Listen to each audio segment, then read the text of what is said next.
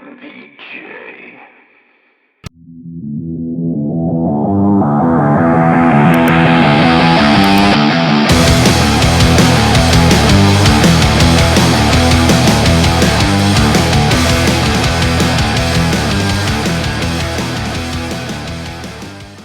All right, guys, so this takes us, we now actually have an official name for this segment, and it's Behind the Scream. So, with that being said, this is where I guess I'm going to kick us off and talk about what subgenre of horror this movie falls into.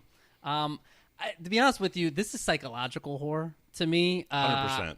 Yeah. I can't think of, because, things can fall under multiples. I mean, any other ones jump out to you guys? Because I can only think of psychological horror when it comes to this. The only thing I would add, and it's kind of a cop-out, would be a Kubrick film. Yeah, I just don't know if that's its They're own unique. subgenre. You could almost say supernatural, maybe. But it is a Kubrick film, so yeah. Well, it is a Kubrick film. There's a lot of films by the directors, but Kubrick's got his own style, and you can always tell it's a Kubrick film, and he's a freaking genius. So I'm giving it psychological and supernatural because the kids talking to random shit, like seeing ghosts, like all this stuff, like that's supernatural to me. So I got psychological, supernatural. Kirk, why don't you give us a layout of the land of the movie? Yeah, no doubt. So some fun facts about the movie, or not even fun facts, some information about the movie. So the movie is actually 2 hours and 26 minutes, not 7, 14, 8.5, 3 days, whatever Mike was saying. It was a movie by Stanley Kubrick, who is a known absolute genius. It came out May 23rd, 1980. The worldwide box office was about $47 million for this movie, and the budget was $19 million. Now, to put that in perspective, Dr. Sleep, which was the sequel to this movie made in 2019, made $72.3 million. So, adjusted for inflation, I think this movie is probably close to $250 million at that $47 million mark in the 1980s. I have no data on that, but I'm just guessing. So it is an all-time classic. About any list you look at rates it in the top 10. So a lot of good things coming from this movie, except for Ashley Duvall. Thank you, Kirk Loader. Loader? It's MTV News. It was Kurt Loader, but Kurt Loader. Yeah, okay. We're call you Kurt. Yeah, Kurt Loader. We need to talk about this before we start recording, so I know your joke, just so I can laugh. Hit the laugh track, Mike. I'm not on that screen no more. Damn it. Dang it. Now it's crickets. All right, so now we want to pick up on fun facts, and what we're going to do is some dueling facts here. So between me and Jason, we both did a little research. We came up with 3 each. And we're going to go back and forth. And since I just did the box office numbers, I'm going to let Jason go first. So you've got the lead on this one. So do you? Are we just doing one at a time? Okay. So Jack Nicholson fed cheese sandwiches for 3 weeks to get in his mind that he hates, because he hates the taste of cheese sandwiches. So he ate them straight for 3 weeks to get his mind right for playing. He's just trying to put himself in a bad mood. Psychological place that he was in. Yep. That's interesting. That is interesting. I did not hear that one. All right, so the one I got. So Stanley Kubrick actually thought the hedge maze was way too easy. So the staff, the crew, everyone that built it challenged him to solve it. And he got lost, and they had to go into the maze and find him.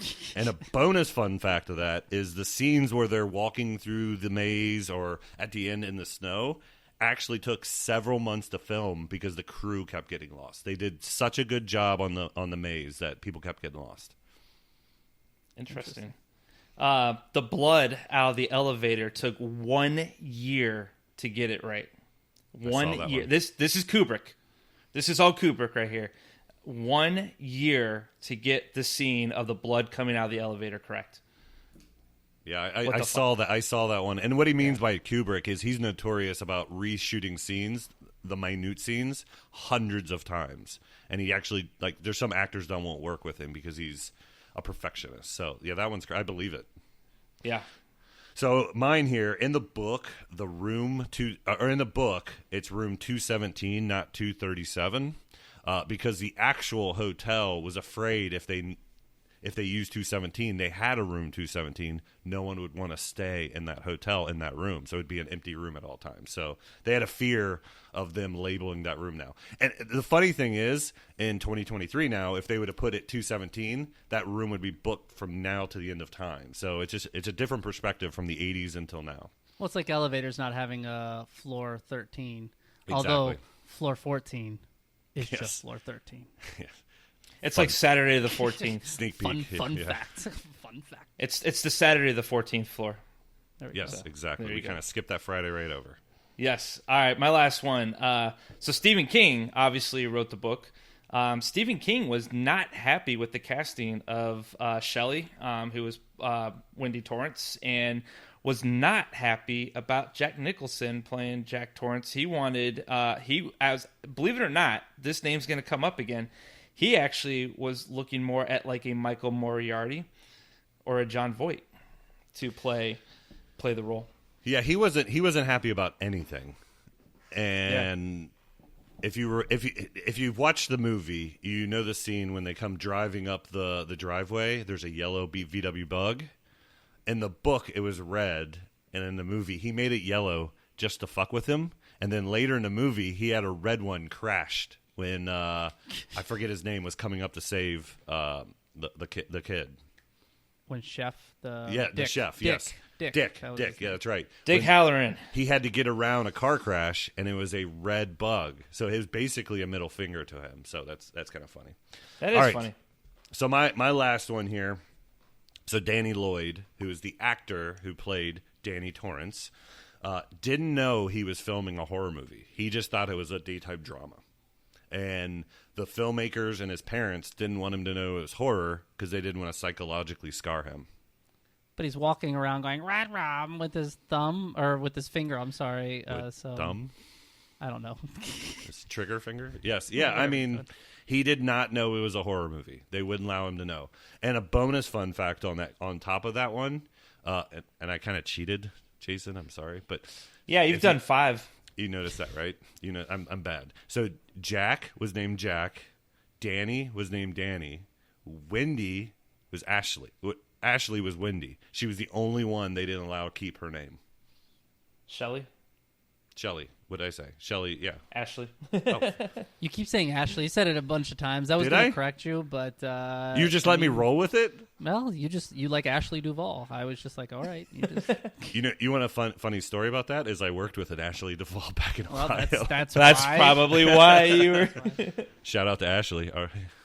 Love you, Ashley.